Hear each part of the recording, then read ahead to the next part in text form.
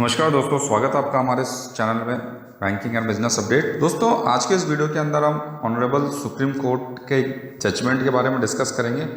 जो जजमेंट है दोस्तों वो है regarding the breaking of locker and content thereof liability of the bank. दोस्तों, ये जजमेंट 19 फरवरी 2021 को आया था अगेंस्ट सिविल अपील नंबर 3966/2020। दोस्तों, आज के इस वीडियो के अंदर हम देखेंगे कि किस प्रकार एक छोटी सी गलती या एक गाइडलाइन को प्रॉपर्ली फॉलो ना करने के कारण बैंक और बैंकर दोनों ही बहुत सीरियस सिचुएशन में आ गए और उनको कंपनसेशन के साथ साथ पेनल्टी भी पे करनी पड़ी। आइए दोस्तों, सबसे पहले तो इस मैटर को समझें कि मैटर क्या था। दोस्तों, ये बात है अर्ली 1950s की। वहाँ पे अपीलेंट्स की जो मदर है उन्होंने एक लॉकर रेंट पे लिया था बैंक से और 1970 में उन्होंने अपने सन को उस लॉकर के अंदर as a joint holder introduce करा था with either survivor mode of operation.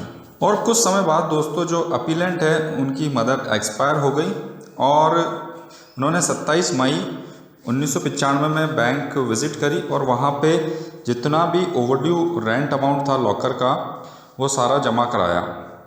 लेकिन जब वो लॉकर ऑपरेट करने गए तो वहाँ पे जो कार्यस्थ एम्प्लॉय थे, बैंक एम्प्लॉय थे, उन्होंने उनको बताया कि उनका जो लॉकर है वो ब्रेक ओपन हो गया है ऑन 22 सितंबर 1994 for non payment of the rent dues from 1993 to 1994 और उनका जो लॉकर है वो दूसरे कस्टमर को अलॉट कर दिया गया।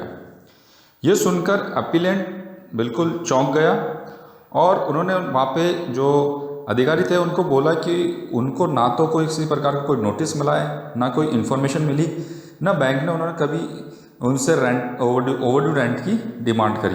तो ये ब्रेक ओपन किस तरह से हो गया। और जबकि अपीलेंट ने सारा ओवरड्यू जो रेंट था वो भी जमा करा दिया, तो उसके बावजूद बैंक ने लॉकर ब्रेक ओपन क्यों किया।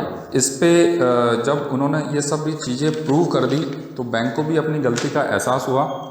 The bank has also admitted the error and also tendered N apology. Bank ने उनसे माफ़ी मांगी। अपीलेंट ने भी उनकी माफ़ी स्वीकार करते हुए सोचा कि इस मैटर को यहाँ फिनिश किया जाए। तो अपीलेंट भी अपनी जो चीज़ें उस लॉकर में से निकली हैं उनको वापस लेने वापस ब्रांच गया। लेकिन जब वो ब्रांच गया तो वहाँ पे जो ऑफिसर थे, बैंक ऑफिसर थे, उन्होंने सिर्फ उनको 2 ऑर्नामेंट दिए और उनसे कहा कि लॉकर के अंदर से सिर्फ ये 2 ऑर्नामेंट ही निकले हैं। इस पे जो अपीलेंट है बिल्कुल शॉक्ड हो गया, बिल्कुल चौंक गया, क्योंकि उसकी इन्फॉर्मेशन के अनुसार लॉकर के अंदर 7 ऑर्नामेंट होने चाहिए थे। तो बैंक कर्मचारी और कस्टमर के बीच काफ़ी बहस हुई और बैंक कर्मचारी ने वहाँ पे बताया कि जो ब्रेक ओपन है वो बिल्कुल प्रोसीजर को फॉलो करते हुए हुआ है और 2 इंडिपेंडेंट वहाँ पे जो विटनेस है उनके भी वहाँ पे साइन है। तो दोस्तों, ये जो डिस्प्यूट है वो यहीं से अराइज हुआ। एक तरफ बैंक 2 ऑर्नामेंट बता रहा था, दूसरी तरफ जो अपीलेंट जो कस्टमर है वहाँ पे वो 7 ऑर्नामेंट होने का दावा कर रहा था। तो इसके लिए वहाँ पे जो अपीलेंट है उन्होंने सबसे पहले कंज्यूमर कंप्लेंट फाइल करी in the district forum. Complaint के अंदर वहाँ पे उन्होंने लिखा कि या तो बैंक उनके 7 ऑर्नामेंट दे या 3 लाख रुपए जो उनकी कॉस्टिंग है वो एज ए कंपनसेशन दे। इसका फैसला दोस्तों अपीलेंट के पक्ष में गया और डिस्ट्रिक्ट फोरम ने बैंक को लायबल मानते हुए उनको डायरेक्ट किया कि वो अपीलेंट को 3 लाख रुपीज़ पे करे as a cost of jewellery और साथ में 50,000 कंपनसेशन पे करे for the mental agony, harassment and cost of litigation. दोस्तों, ये मुद्दा यहीं ख़त्म नहीं हुआ। डिस्ट्रिक्ट फोरम के इस फैसले को बैंक ने स्टेट कमीशन के अंदर चैलेंज किया। हालांकि स्टेट कमीशन ने भी इस डिस्ट्रिक्ट फोरम का फैसला था उसको कायम रखा और बैंक की अपील को खारिज कर दिया। फाइनली ये मैटर जो है दोस्तों सुप्रीम कोर्ट ऑफ इंडिया के अंदर पहुंचा। वहाँ पे ऑनरेबल सुप्रीम कोर्ट ने दोनों की अपील्स सुनी और सुनने के बाद सुप्रीम कोर्ट के जो ऑब्जर्वेशन है वो कुछ इस प्रकार हैं। The honourable court observes that there is no common guideline in the banks for the operation of locker. This cause chaos between customer and bank. Further, court observes that due to this, bank are under the mistaken impression that not knowing the contents of the locker exempts them from liability. यानी supreme court ने यहाँ पे observe किया कि जो locker operation है उसकी कोई जनरल गाइडलाइन नहीं है जो कि सारे बैंक्स के अंदर कॉमन हो। हर बैंक्स ने अपनी ही एक गाइडलाइन बना रखी है। लेकिन यहाँ पे सुप्रीम कोर्ट ने एक और बात कही है कि अगर लॉकर के कंटेंट के बारे में बैंकर को पता नहीं है तो इसका मतलब ये नहीं है कि वो अपनी लाइबिलिटी से मुक्त हो जाएगा। हालांकि ये जो ऑब्जर्वेशन है इसका आगे क्या प्रभाव रहेगा वो आने वाला समय बताएगा। दोस्तों, इस जजमेंट के पॉइंट नंबर 12 के अंदर honourable supreme court of India ने कुछ जनरल गाइडलाइन, कुछ जनरल प्रोसीजर यहाँ पे बताए हैं जो बैंक को फॉलो करने हैं। लाइक मेंटेनिंग लॉकर एंड की register. The locker register shall be consistently updated in case of any change in the allotment. The bank shall notify the original locker holder prior to any changes in the allotment of the locker and give them reasonable opportunity to withdraw the articles deposited by them if they so wish. Banks may consider utilizing appropriate technologies. The custodian of the bank shall additionally maintain a record of access of the locker containing details of all the parties who have accessed the lockers and the date and the time on which they were opened and closed. The bank employees are also obligated to check whether the lockers are properly closed on a regular basis. The concerned staff shall also check that the keys to the locker are in proper condition. In case the lockers are being operated through an electronic system, the bank shall take reasonable steps to ensure that the system is protected against hacking or any breach of security.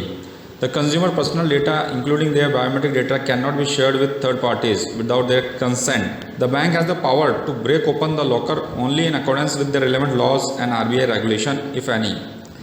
Due notice in writing shall be given to the locker holder at reasonable time prior to the breaking open of the locker. The bank must undertake proper verification procedure to ensure that no unauthorized party gains access to the locker. In case the locker remains inoperative for a long period of time and the locker holder cannot be located, the bank shall transfer the content of the locker to their nominee legal heir or dispose of the article in a transparent manner in accordance with the direction issued by the RBI in this regard.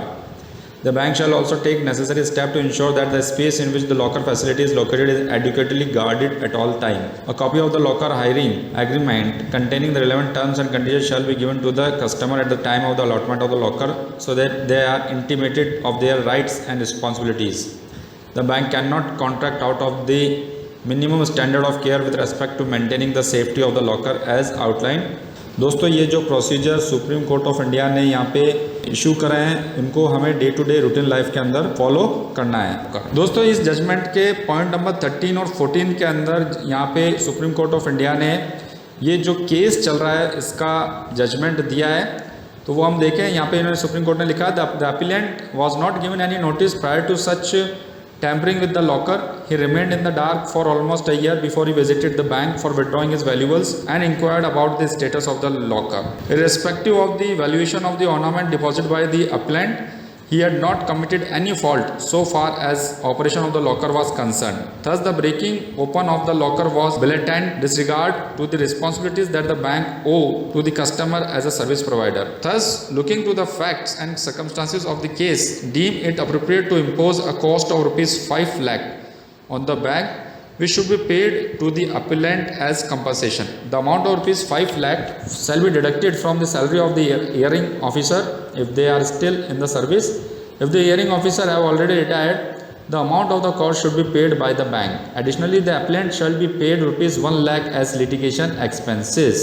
तो यहाँ पे दोस्तों वापस एक छोटी सी गलती के कारण यहाँ पे आज बैंक को 5 lakh plus 1 lakh as a litigation expenses customer को पे करना होगा।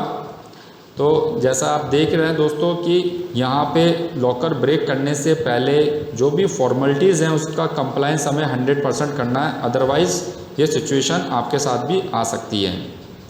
इन point number 15 of this judgment, honourable supreme court of India direct the RBI to issue suitable rules or regulation as aforesaid within 6 months from the date of this judgment. Until such rules are issued, the principle stated in this judgment in journal at para 13 in particular shall remain binding upon the banks which are providing locker or safe deposit facilities. तो देखा दोस्तों, point number 15 के अंदर यहाँ पे supreme court of India ने RBI को direct कर दिया है कि वो सभी बैंकों के लिए एक जनरल रूल्स और रेगुलेशन फॉर्म करें और बैंक्स को उसको फॉलो करवाएं। और वो भी दोस्तों RBI को ये 6 मंथ के अंदर अंदर ये रूल्स एंड रेगुलेशन यहाँ पे इशू करनी है। और जब तक ये रूल्स एंड रेगुलेशन यहाँ पे RBI इशू नहीं करता है तो सुप्रीम कोर्ट ऑफ इंडिया ने जो प्रोसीजर अभी हमने डिस्कस किया था इस वीडियो के अंदर, वो वहाँ पे इनेक्ट रहेंगे, यानी कि वो इन्फोर्सेबल रहेंगे। ये जो procedure supreme court of India ने यहाँ पे इशू करा है, इसकी लिस्ट हमने हमारे यूट्यूब के इस वीडियो के डिस्क्रिप्शन में दे रखी है। आप चाहे तो वहाँ से भी आप इसको नोट डाउन कर सकते हैं। आज के इस वीडियो के अंदर दोस्तों हमने देखा कि बैंक्स के रूल्स एंड रेगुलेशन को फॉलो ना करने का नतीजा क्या हो सकता है। एक छोटी सी गलती आपको कितनी बड़ी मुसीबत के अंदर डाल सकती है। दोस्तों इसी तरीके की जानकारी से जुड़े रहने के लिए आज ही आप हमारा यूट्यूब चैनल सब्सक्राइब करें